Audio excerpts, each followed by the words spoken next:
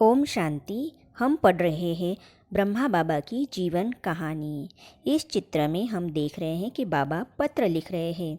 बाबा कहते, लाओ तो लाडले बच्चों को चिट्ठी लिख दे। ऐसा कहकर बाबा अपने कोमल हस्तों से अति प्यार और शिक्षा से युक्त ऐसे पत्र लिखते कि जिन्हें बार बार पढ़ने को मन करता। वे पत्र जीवन की एक अनमोल निधि बन जाते और आत्मा में पवित्रता तथा शक्ति का संचार करने वाले सिद्ध होते। आगे हम पढ़ेंगे दादी प्रकाशमणि जी का ब्रह्मा बाबा के साथ का अनुभव। बहुत बार बाबा बच्चों को खिलाने पिलाने का सामान भी साथ लेकर जाते। वे प्रातः काल के बाद बहुत ही स्नेह और रुचि से चेंबर अर्थात क्लास के बाद सभी वत्स बाबा के कमरे में जाते थे। वहाँ बाबा अपनी चारपाई पर अनौपचारिक रीति से सुविधापूर्वक बैठते और सभी यज्ञवत्स भी ऐसे बैठ जाते जैसे बच्चे अपने बाप या दादा के पास बैठकर बातें सुनते हैं। अब क्लास की बजाय परिवार का सा रूप होता और वहाँ बाबा रमणीक रीति से ज्ञान सुनाते थे। तो रुचि से चेंबर में कहते, आज बाबा बच्चों को पिकनिक कराएंगे। मीठे बच्चों, आज अभी अभी हम पहाड़ी पर चलेंगे। वहाँ शिव बाबा की मधुर स्मृति में भी बैठेंगे, ज्ञान की चिटचैट भी करेंगे और फिर बाबा प्यारे बच्चों को अपने हाथों से टोली अर्थात प्रसाद भी खिलाएंगे।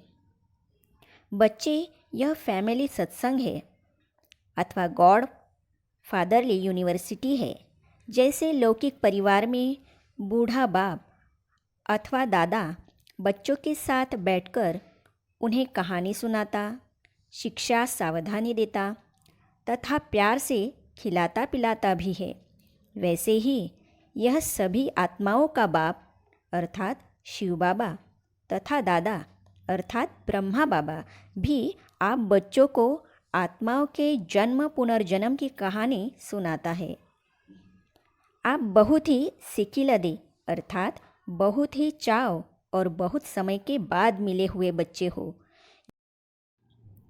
जो कि कल्प के बाद बाप से आन मिले हो, तो वह प्यार का सागर आप बच्चों को स्वयं ही खिलाएगा और बहलाएगा।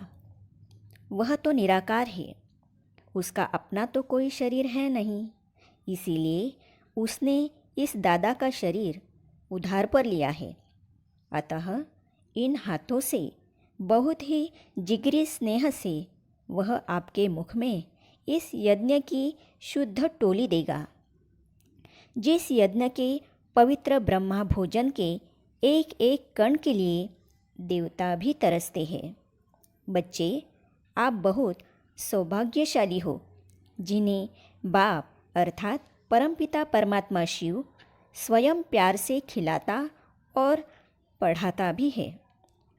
जरा सोचो तो, त्रिलोकपति शिव बाबा स्वयं इतने दूर से परमधाम से आकर आपको पढ़ाता है, जिसे पाने के लिए सन्यासी जंगलों में ढूंढ रहे हैं, जिसके एक सेकंड के दर्शन मात्र के लिए अथवा जिसकी क्षण भर की झलक के लिए तीव्र वेगी भक्त अपने सिर को उतारकर तली पर रखने के लिए भी तैयार हो जाते हैं तथा राजा राज्य भाग्य भी न्योछावर करने में संकोच नहीं करते।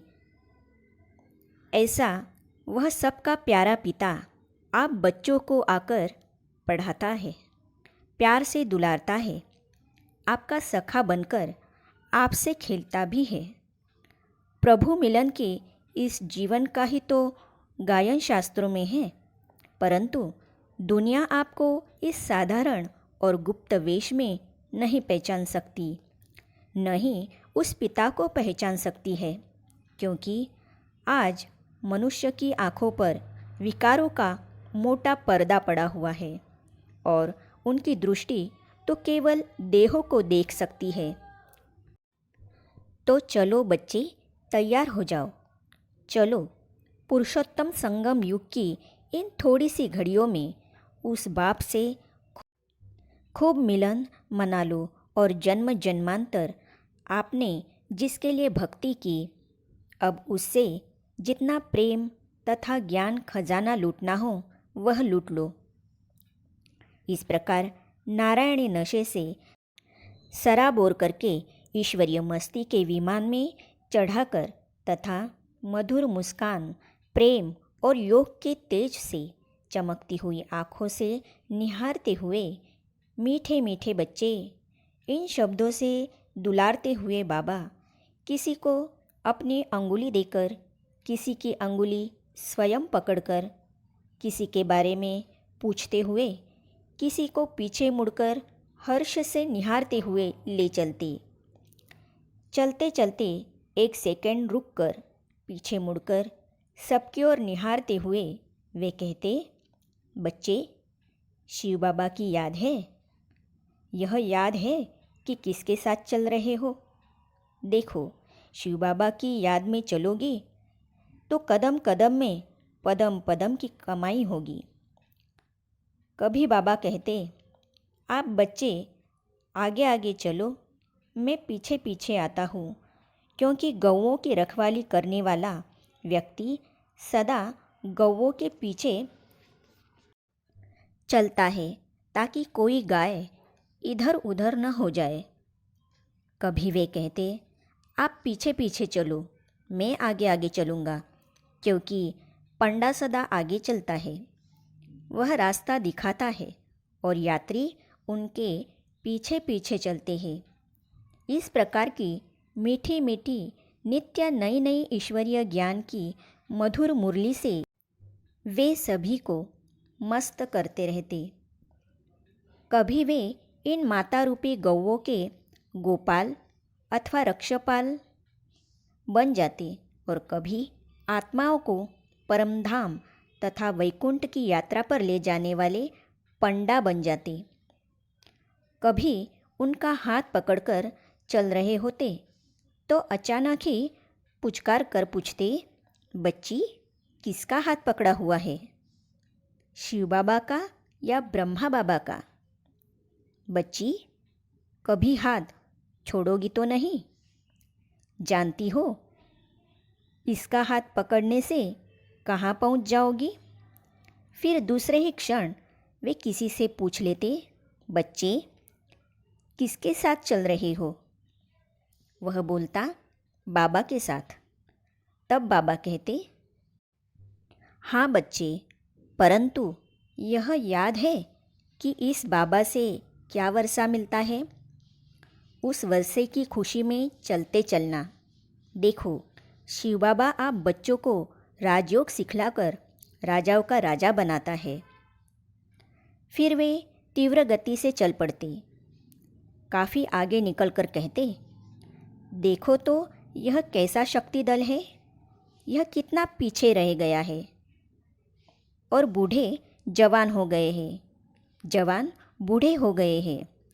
फिर वे समझाते कि इस तन में दो इंजन हैं, एक इंजन है ब्रह्मा की आत्मा, दूसरा इंजन है शिव बाबा अर्थात परमात्मा। इसीलिए यह अर्थात ब्रह्मा तेज चलता है। फिर जानबूझकर वह चतुर सुजान बच्चों से हंसी विनोद करने के लिए उन्हें कठिन रास्ते से पहाड़ी पर ले जाता। कुछ माताएं भारी अथवा वृद्ध शरीर होने के कारण न चढ़ सकती तो कहती, बाबा बाबा, ठहरो बाबा, यह कहाँ से ले जा रहे हो? यहाँ तो चढ़ने की जगह ही नहीं है, यह तो गोल गोल सा पत्थर है, इसे पकड़े कहाँ से और इस पर पाँव कहाँ से टिकाए? तब बाबा ऊपर के पत्थर पर खड़े होकर उन्हें हाथ देकर ऊपर चढ़ने के लिए सहारा देती। देखो तो सबके दिलों का सहारा प्रभु उन्हें इस बहाने से बाबा बाबा याद करने की आदत डालते।